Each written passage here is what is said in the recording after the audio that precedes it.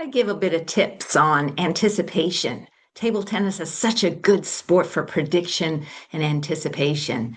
Have you ever had that feeling like, hey, I didn't see that one coming? Well, we can become better and better at anticipation through our practice. When we rally and observe, we can observe really well, and we can try to use that learning as a tool to better anticipate. So we're getting to the right place faster, just like magic. Let's take a look at the science. You've heard of this already, the mirror neuron system. And it's a brain network that responds when we perform an action and also when we observe the action. So it's a very, very interesting network in the brain that's quite well studied now. And one of its principal properties is responding both to action when we do it and action when we observe it. Observing, however, also fast tracks us to anticipating. So we're observing, and these different balls are coming at us, not all at once, but they can come at us in different positions and different locations.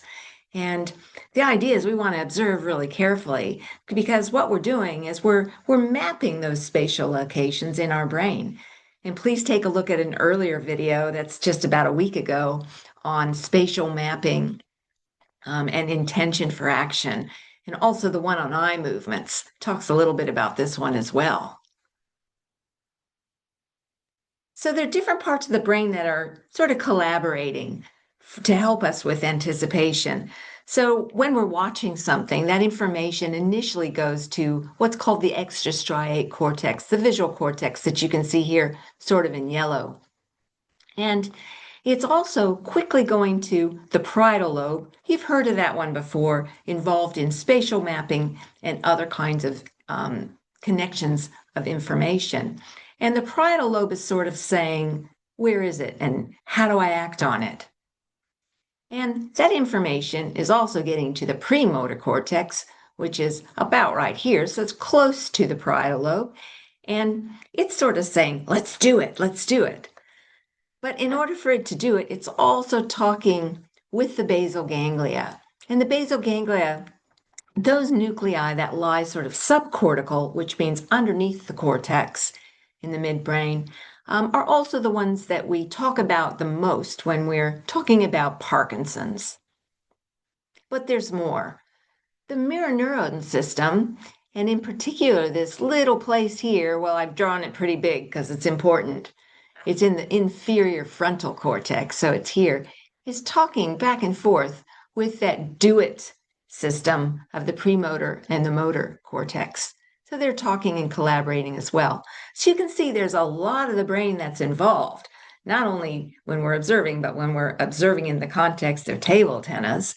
And the idea is that we want to get better and better at observing. What we're doing also is exercising the coordination of these different brain areas to help control our movements. So just briefly from a source study here, I'm just going to summarize and interpret some findings. And these are just, I've created some original videos, but you could go to the actual source study if you want to read it. So in this particular study, participants were observing an action. So they're sitting at a computer observing an action. And what I'm not showing you is they're actually wearing an EEG cap on their heads. So on the head, and there's an earlier picture of this in another video, so have a look. On their heads, this little cap is recording the brain activity from the level of the scalp. And the participant observes an action and then has to hit a left or a right key. We like to put a task in there so a person's just not sort of sitting there and doing nothing. We want the people to be attending and observing. So that cue might say sort of hand or target. And in that respect, you would respond to whether it's the left or the right hand doing the task. If you see the target cue, whether it went to the left target or to the right target. And you can see this visual perspective here is much more similar to what we do in table tennis, also included in the study. This is sort of looking directly across at someone as though it's a mirror image, but it's the same kind of task. So a person's making these sort of judgments of left-rightness. And what happens in a study like this is that mirror neuron activity is modulated or changed through the observation. So there's different levels of mirror neuron activity, and you can see that here in terms of sort of the frequency of activity that's occurring in the brain. There's other ways to also measure it. And you can hear this is a schematic, sort of a cartoon schematic. There's not really marbles in the brain. And they're also sort of more on the cortex, like in the inferior frontal gyrus, which is just sort of here, but I'm showing you an inside perspective here. So it's just a cartoon. But the point here is that mirror neuron activity changes through the observation, and it changes also with the perspective of the observation. Because you can imagine when you're playing a game, there's a whole bunch of different visual perspectives and viewer points.